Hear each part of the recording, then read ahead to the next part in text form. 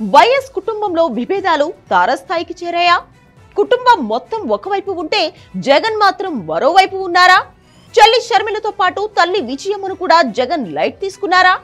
ఇప్పుడు జరుగుతున్న పరిణామాలు చూస్తే వైసీపీ కార్యకర్తల్లో కలుగుతున్న అనుమానాలు ఇవే. షర్మిల తెలంగాణలో రాజకీయం చేసినన్ని రోజులు పరిస్థితి బాగానే ఉండేది. అన్నా చెల్లెళ్ల మధ్య రిలేషన్ అంత గొప్పగా లేకపోయినా విజయమ్మ మాత్రం తెలంగాణలో కూతురికి, ఆంధ్రలో కొడుక్కి సపోర్ట్ చేస్తూ ఉండేది.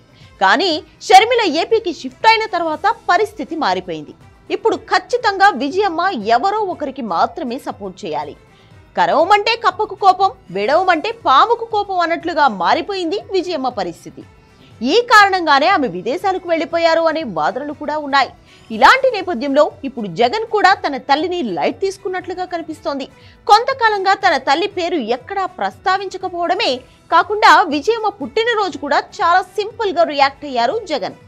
ట్విట్టర్ లో తల్లి ఫోటో పెట్టి హ్యాపీ బర్త్డే అమ్మ అంటూ సింపుల్ గా రాశారు. అది కూడా షర్మిల ట్విట్టర్ లో పోస్ట్ పెట్టిన చాలా సేపటికి జగన్ తాను కూడా పోస్ట్ చేశారు.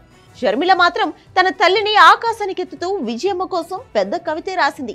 కానీ జగన్ మాత్రం ఏదో పక్కింటి వాళ్లకు చెప్పినంత సింపుల్ గా బర్త్డే విషెస్ పోస్ట్ చేశారు.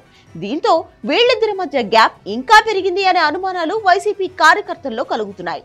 జగన్ బస్సు యాత్ర సమయంలో విజయమ్మ జగన్ తో ప్రార్థనలు చేశారు. షర్మిల ఏపీ అధ్యక్షురాలు అయినప్పుడు షర్మిలకు గెలుపు కోసం కూడా ప్రార్థనలు చేశారు. ఇద్దరిలో ఆమె ఎవరి వైపు ఉంటారు అని అంతా అనుకుంటున్న సమయంలో విజయమ్మ బర్త్డే రోజు జగన్ ఎంత సింపుల్ గా రియాక్ట్ అవ్వడం అనేక అనుమానాలకు దారితీస్తోంది. షర్మిలను లైట్ తీసుకున్నట్లుగానే తన తల్లిని కూడా జగన్ లైట్ తీసుకున్నారు అనే వాదనలు వినిపిస్తున్నాయి.